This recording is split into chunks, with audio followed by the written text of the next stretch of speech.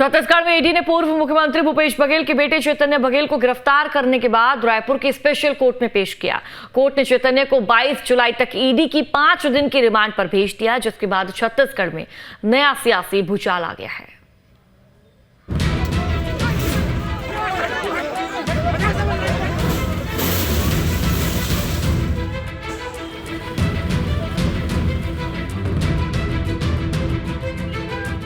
छत्तीसगढ़ की सियासत में एक बार फिर ईडी की कार्रवाई से सियासी तूफान मचा हुआ है। छत्तीसगढ़ के पूर्व मुख्यमंत्री भूपेश बघेल के बेटे चैतन्य बघेल के भिलाई स्थित घर पर सुबह सुबह ईडी की टीम ने छापेमारी की।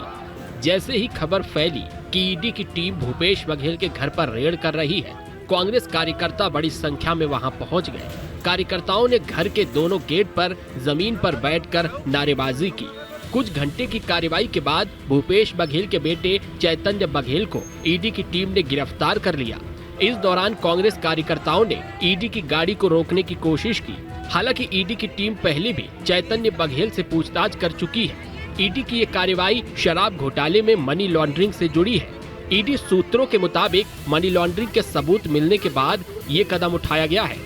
इस मौके पर भूपेश बघेल ने सोशल मीडिया पर तंज कसते हुए लिखा है, मोदी और शाह जी जैसा जन्मदिन का तोहफा देते हैं, वैसा दुनिया के किसी भी लोकतंत्र में कोई नहीं दे सकता।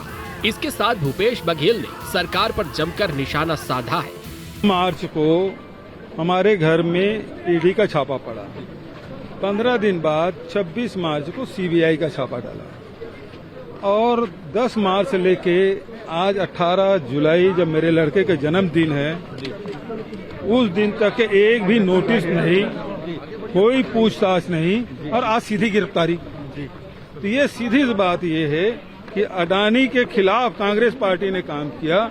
हम सारे विधायक तमनार गए, इसके कारण से ये कार्रवाई की गई। और जो शिकायत ये आ रही है कि पप्पू बंसल के बयान के आधार पर, तो यहाँ कोर्ट से उसके खिलाफ नॉन अवेलेबल वारंट है और वो आदमी खुलेआम घूम रहा है, कभी ईडी कार्यालय जाता है, कभी सीबीआई कार्यालय जाता है।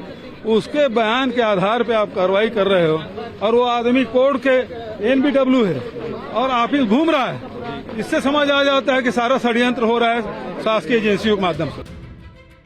भिलाई से गिरफ्तारी के बाद ईडी की टीम चैतन्य बघेल को लेकर रायपुर पहुंची, जहां मेडिकल के बाद स्पेशल कोर्ट में पेश किया गया। कोर्ट ने चैतन्य बघेल को 5 दिन की रिमांड पर भेज दिया है। कोर्ट में भूपेश बघेल, चरणदास महंत, मोहम्मद अकबर समेत कई बड़े नेता मौजूद रहे। ईडी की कार्रवाई पर प्रदेश के उप मुख्यमंत्री विजय शर्मा ने कहा कि ईडी केंद्रीय संस्था है, पूर्व में जो भ्रष्टाचार हुआ था उस पर ईडी काम कर रही है, लेकिन भूपेश बघेल लोगों को गुमराह नहीं कर सकते। भ्रष्टाचार में नवाचार और प्रसारण हुआ है, शायद छापेमारी का यही कारण रहा होगा। ईडी का क्या मसला है मुझे तो नहीं मालूम है, सेंट्रल की एजेंसी है, वही बताएंगे।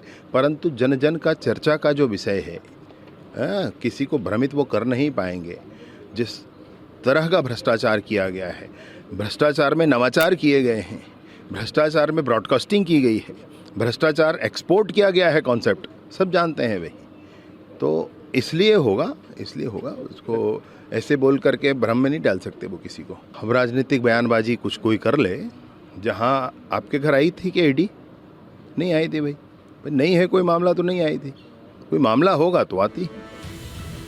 छत्तीसगढ़ में ईडी की कार्रवाई ऐसे वक्त हुई है जब विधानसभा में मॉनसून सत्र का आखिरी दिन था।